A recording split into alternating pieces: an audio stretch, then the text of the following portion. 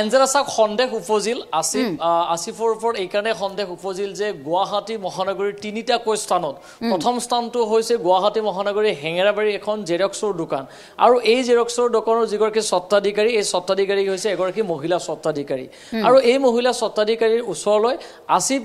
মাজে সময়ে তাত যায় আৰু আসিফে তাত গৈ এই ধৰণে কিছু কথা কয় যে আসিফে নেৰিমত অধ্যয়নৰত আৰু আসিফক কিছু টকাৰ প্ৰয়োজন আৰু সেই টকা আসিফক নগদ ধন হিচাপে আসিফক লাগে আসিফে একাউণ্টৰ জৰিয়তে সেই টকাখিনি প্ৰেৰণ কৰিব গতিকে আসিফক কিছু নগদ ধন লাগে প্ৰথম যেটো ঘটনা আমাৰ হাতত পোহৰলৈ আহিল প্ৰথম যেটো অভিযোগ আমাৰ ND24 হাতত দিলে প্ৰথম অভিযোগ অনুসৰি আসিফে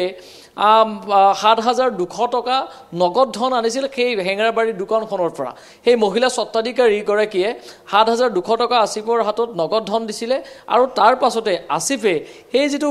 দোকানৰ যেটো স্কেনাৰ যেটো UPI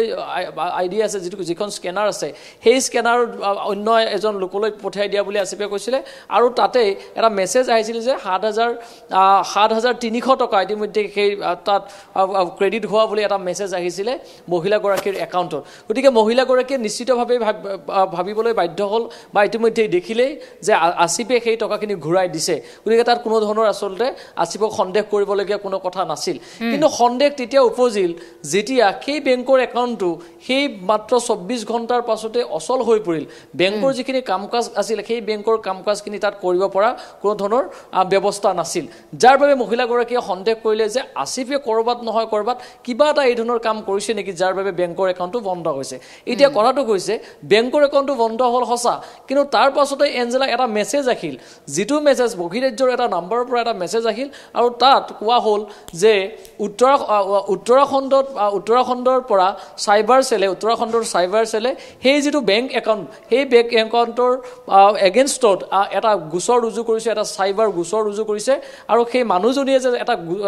ক্ৰাইম কৰিছে চাইবাৰ ক্ৰাইম কৰা ধৰণে এটা মেছেজ তাত আহিছে আৰু তাৰ পাছতে এটা ফোন কল আহিছে এটা ফোন কল বহিৰাজ্যৰ এজন যুৱকে কৰিছে যে তেখেতে তাৰ ওপৰত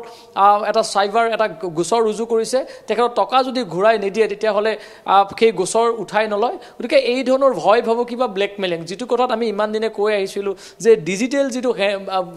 এৰেষ্ট যিটো ডিজিটেল এৰেষ্টৰ কথা আমি কৈ আহোঁ এটা ডিজিটেল এৰেষ্টৰ দৰে এটা এই ধৰণৰ কাৰবাৰ ইতিমধ্যে হোৱা বুলি তেওঁলোকে সন্দেহ প্ৰকাশ কৰিছে যাৰ বাবে সেই ভুক্তভোগী মহিলাগৰাকীয়ে শৰণাপন্ন হ'ল দিছপুৰ আৰক্ষীৰ প্ৰথমতে দিছপুৰ আৰক্ষীক গোটেই বিষয়টো অৱগত কৰিলে দিছপুৰ আৰক্ষীত এখন এজাহাৰ দাখিল কৰিলে তাৰ পাছত মহিলাগৰাকীয়ে দিছপুৰ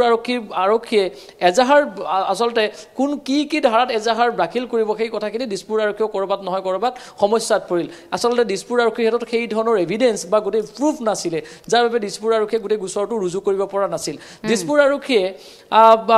মহিলাগৰাকীক পঠাই দিলে ক্ৰাইম ব্ৰাঞ্চলৈ যে ক্ৰাইম ব্ৰাঞ্চত গোটেই বিষয়টো জনাব লাগে আৰু এইটো ক্ৰাইম ব্ৰাঞ্চে গোটেই বিষয়টো চোৱা চিতা কৰিব সেই ধৰণে ক্ৰাইম ব্ৰাঞ্চৰ ওচৰলৈ মহিলাগৰাকী গ'ল আৰু ক্ৰাইম ব্ৰাঞ্চত গোটেই বিষয়টো অৱগত কৰিলে আৰু মহিলাগৰাকীয়ে সমান্তৰালভাৱে আৰক্ষী আয়ুক্ত দিগন্ত বৰাকক গোটেই কথাখিনি অৱগত কৰিলে আৰক্ষীৰ তৰফৰ পৰা কোৱা হ'ল যে মহিলাগৰাকীক সহায় কৰা হ'ব এতিয়া আৰু এটা ঘটনা 2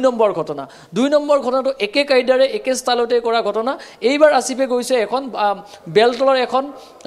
CSP এটা চেণ্টাৰ এই CSP চেণ্টাৰত গৈ আসিফে প্ৰথমতে চিনাকি দিছে যে আসিফ অধ্যয়নৰত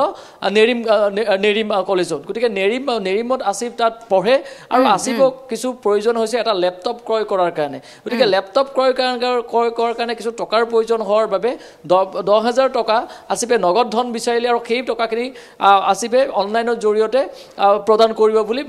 যিগৰাকী মহিলা স্বত্বাধিকাৰী আছে সেই একেই মহিলা স্বত্বাধিকাৰী মই এটা কথাই ক'ব বিচাৰিছোঁ আসিফে 3 গৰাকী লোকক টাৰ্গেট কৰিছে আৰু সেই 3 গৰাকী লোকৰ আমি এতিয়ালৈকে যেটো তথ্য পাইছোঁ 3 গৰাকী লোক এতিয়ালৈকে পোহৰলৈ আহিছে আৰু হয়তো বহু লোক থাকিব কেইবাটাও CSP হয়তো নাম আহিব কিন্তু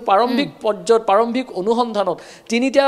2টা CSP আৰু এটা কম্পিউটাৰ এখন জেৰক্সৰ দোকান 3 গৰাকী মহিলা তেওঁলোক ভিকটিম তেওঁলোক ভুক্তভোগী তেওঁলোকে গোটেই কথাখিনি আমাৰ আগত অৱগত কৰিছে এতিয়া আৰক্ষীয়ে তদন্ত প্ৰক্ৰিয়াটো চলাই গৈছে বিজয় আসিফকটো এতিয়া আটক কৰা হৈছে আৰু আসিফক খুদা পোছা কৰিব কিন্তু কথাটো হ'ল আৰক্ষীৰ সন্মুখত কেনে ধৰণৰ প্ৰত্যাহ্বানৰ সৃষ্টি হ'ব পাৰে আসিফক দোষী সাব্যস্ত কৰিবৰ বাবে এতিয়াতো তথ্য প্ৰমাণখিনি আৰক্ষীক লাগিব সেই ধৰণে যি ধৰণে ভুক্তভোগীসকলে কথাবোৰ কৈছে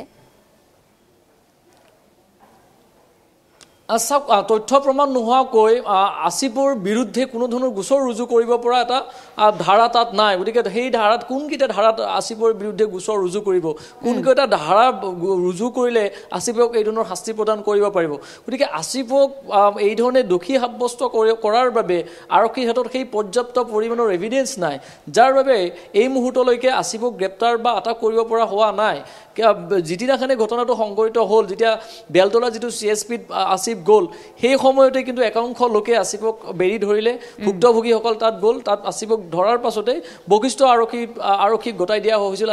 আসিফক কিন্তু বশিষ্ঠ আৰক্ষীও আসিফৰ কোনো ধৰণৰ গোচৰ এই মুহূৰ্তলৈকে ৰুজু কৰা নাই আসিফক যাবলৈ দিয়া হৈছে কিন্তু যি কেইগৰাকী মহিলা কেইগৰাকী ভুক্তভোগী তেওঁলোকে এটা কথাই কৈছে যে আসিফে তিনিটা স্থানত তিনিগৰাকী মহিলাক সেই একেই কায়দাৰে খালি অন্যান্য তেওঁৰ যিটো কাৰণ তেওঁক টকা লগা যিটো কাৰণ সেই টকা লগা কাৰণটো কেৱল পৰিৱৰ্তন কৰি সেই একে কায়দাৰে সেই একে স্কেনাৰৰ জৰিয়তে টকা সংগ্ৰহ কৰিলে আৰু সেই গোটেইকেইটা যিকেইটা বেংক একাউণ্ট আছিল সেই গোটেইকেইটা বেংক একাউণ্টে হোল্ড কৰি ৰখা হ'ল গতিকে এই যিগৰাকী মহিলা কিছু আমি ঘটনাটো আচলতে খুব এটা স্পৰ্শকাতৰ বিষয় বুলি উল্লেখ কৰিব লাগিব বৰ নিখুঁতকৈ আচলতে পৰিকল্পনা কৰে আসিফৰ সেই গেংটোৱে যাৰ বাবে লোকসকলে গমো নাপায় কথাখিনি যে কেনেকৈ তেওঁলোকৰ একাউণ্টটো হঠাৎ বন্ধ হৈ গৈছে গতিকে ধন্যবাদ জনাইছোঁ বিজয় এই সন্দৰ্ভত সবিশেষ জনোৱাৰ বাবে আৰু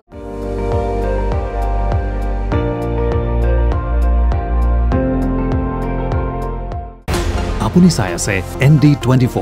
সৰ্বশ্ৰেষ্ঠ নহয় সৰ্বোত্তমৰ দৌৰ